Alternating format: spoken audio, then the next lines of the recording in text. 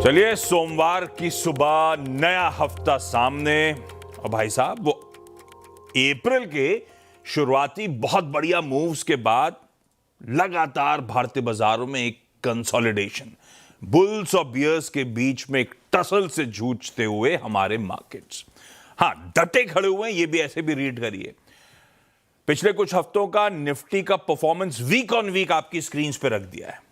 तो डटे खड़े हुए इसीलिए मैं कह रहा था। खैर, आगे आऊंगा मार्केट्स पे, फ्राइडे की चाल पे। पहले इस हफ्ते की अहमियत समझ लेते हैं, की इवेंट्स कहां का नजर होगी वो समझ लें। सबसे इंपॉर्टेंट, वीकेंड पे रिपोर्ट्स थी वॉल स्ट्रीट जर्नल की तरफ से कि as early as this week US और ईरान के बीच में इस्लामाबाद में फ्रेश राउंड ऑफ टॉक्स हो सकता है। पर अभी थोड़ी देर वीकेंड में अपडेट्स आ गए हैं कि वो प्रपोजल तो ठुकरा दिया है। तो मीटिंग होगी नहीं होगी, वो इंपॉर्टेंट होगी तो क्या होगा। सबसे ज्यादा बड़ा तो सब बाजार की सबकी नजरें तमाम डेवलपमेंट्स पे होंगी, वो बैठक, वो पीस प्रपोजल, सहमति वगैरह वगैरह। दूसरा, वेडनेसडे, थर्सडे, फ्राइडे 3 दिन का प्रेसिडेंट डोनाल्ड ट्रंप का चाइना दौरा। ट्रेड, ताइवान, ईरान सब फोकस में होगा। और हमारी तो खास तौर पे नजर होगी क्योंकि चाइना हमारा कॉम्पिटिटर है। तीसरा, इस हफ्ते फ्राइडे को फेड चेयर जेरोम पावेल साहब का ऑफिस में आखिरी दिन है बतौर फेड चेयर।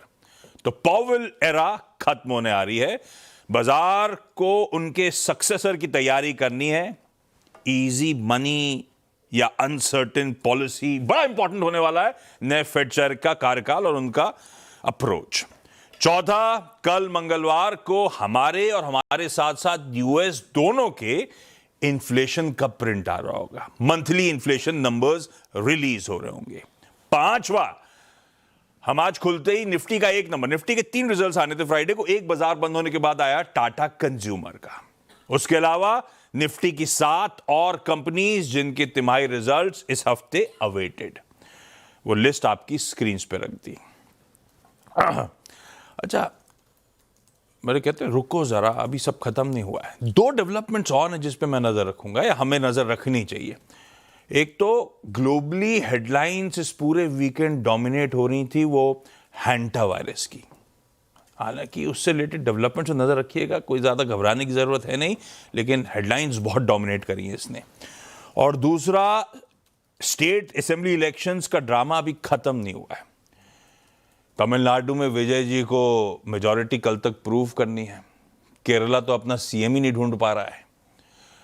तो एक्शन की कमी नहीं होगी उस फ्रंट पे भी। तो बहुत कुछ है, इसलिए मैंने कहा था पहले इस हफ्ते की प्रोमिनेंस इंपॉर्टेंट समझ लीजिए। इवेंट से मैंने समझा दी है।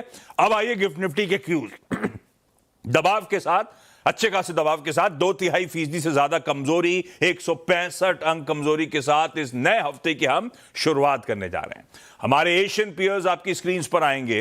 अच्छा, सबसे इंपॉर्टेंट क्यों है सारे इस समय, तो सबसे इंपॉर्टेंट तो हमारे लिए क्या है, मिडल ईस्ट। मिडल ईस्ट से हमें क्या लेने देना, कच्चा तेल। कच्चा तेल हमने छोड़ा कहां था फ्राइडे को, 97.8 पे।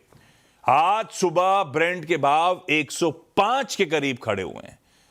तो ये जो $6-7 की तेजी है वो इंडियन इक्विटीज को डाइजेस्ट करनी है। दिखा दीजिए एशिया, मिला जुला सा कामकाज आपको आपकी स्क्रीन पे नजर आएगा। किसी ने वीकेंड पे मुझे लिखा था, आप रोज सुबह बोल देते हैं मिला जुला, लेकिन एशिया तो कितना आउट परफॉर्म कर गया हमको। हाँ, वो बात अलग है, लेकिन आज सुबह की तस्वीर तो मिली जुली है ना। मैं दिखाऊंगा वैसे किसी दिन एशिया किस तरह से आउट परफॉर्म कर रहा है। आज तो समय नहीं है। लाइए यूएस फ्राइडे का ट्रेडिंग सेशन हम लोग डाइजेस्ट करके गए थे। आधा, 1/4 से आधा % मजबूती। एक्चुअल सेशन में फ्लैट से 0.25% का उछाल।